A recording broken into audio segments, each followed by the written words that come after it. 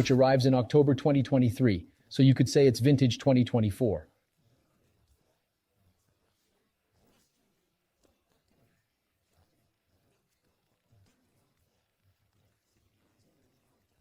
But first of all, I invite you to subscribe to the Automobile Propre YouTube channel and don't forget to check the notifications. The new Tesla Model 3 is of course characterized by its new styling. As you can see, the front end has been completely redesigned. There are new LED headlights, a new bumper, and a new hood. They've also modified the doors.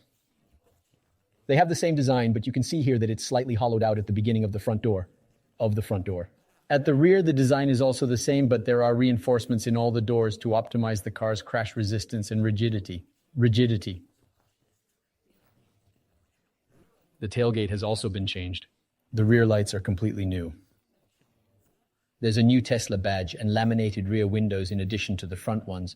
We've got a laminated windscreen and even the panoramic roof is doubled.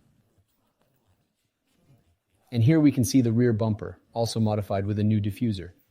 These aesthetic changes modify the vehicle's size slightly, as it is now 4.72 m long, 2.5 centimeters longer than the previous generation, but still 1.85 m wide and 1.45 m high. While the car has lengthened slightly, it has improved its drag coefficient, which now stands at 0.219, optimizing range and, more importantly, reduce airborne noise, as the engineers focused on optimizing build quality and comfort.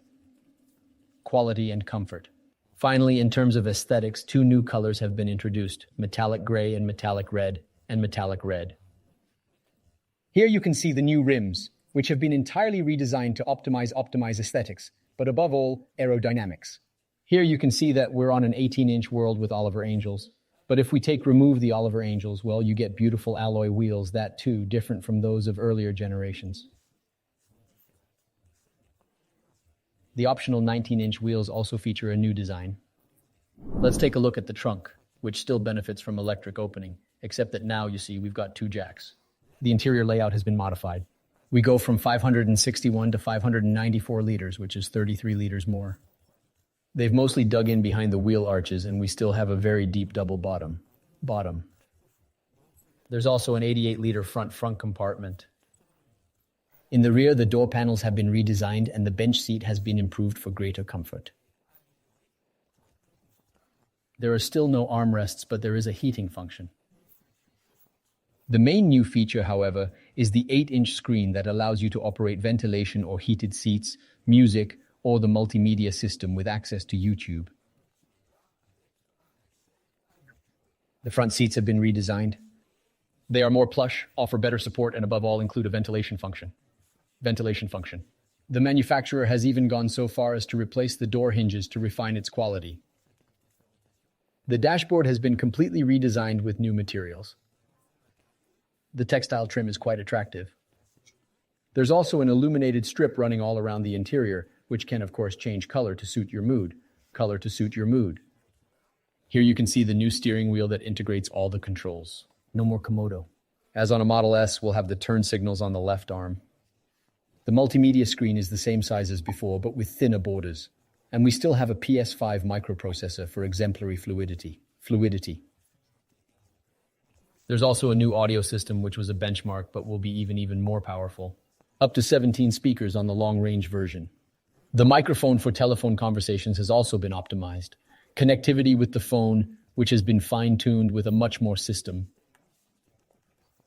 On the central tunnel, there are still two induction chargers, a large deep box with chargers powerful enough to recharge even a laptop computer, two cup holders and an armrest that also conceals a deep felt-lined storage area and lined with felt.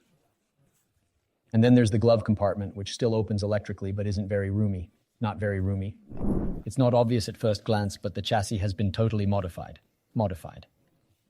We've got the same running gear architecture, but we've got new spring damper combinations with totally different spring rates. Shock absorbers with totally different settings from the previous generation. They've even modified the geometry. On the mechanical side, there's no change. We'll have the same motors and the same batteries, whether on the rear-wheel drive version or the long-range version. So we're going to have a variable reluctance permanent magnet synchronous motor at the rear, 276 or 280 horsepower, since Tesla doesn't disclose the power of its motors. of its motors. And when we're on a dual motor model like this one, that is long range with 2 autonomy, it'll be around 441 GP.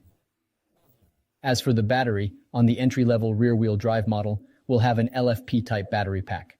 LFP, lithium iron phosphate battery pack, which will deliver around 60 kilowatt hours, while the dual motor version will have NMC, nickel manganese cobalt batteries with a capacity of around 80 kilowatt hours. Despite all these modifications, the Tesla Model 3 remains the same weight, 9 kilos on the entry-level version, so it will weigh 1,761 kilos on the rear-wheel drive. And the dual-motor version weighs in at 1,823 kilos, making it 6 kilos lighter. Acceleration figures are the same. We'll be at 6 seconds 1 on the rear-wheel drive, 4 seconds 4 on the long-range version. On the other hand, top speed is now limited to 201 km per h due to the more comfortable and noisier tires, which prioritize comfort and rolling noise over performance. While top speed is down, range is up.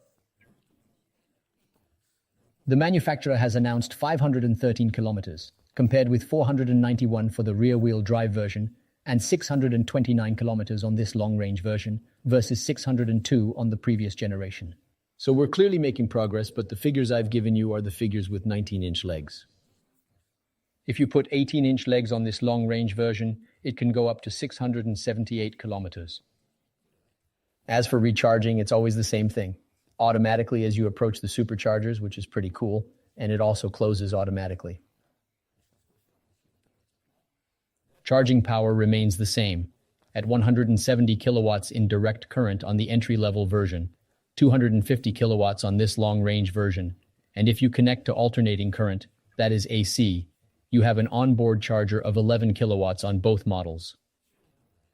All that's left is to talk about prices, which are still very competitive, since there's been inflation of only by just 1,000 euros, which means that the entry-level model is priced at 42,990 euros, excluding bonuses.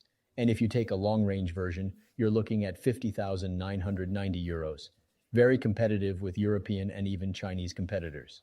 Marketing is scheduled for October, and for the time being, the manufacturer is only offering 2 models. A performance version will probably arrive at a later date, but that's not confirmed. I'll see you soon in a video, because tomorrow I'm taking the wheel. Ciao and subscribe. Subtitle.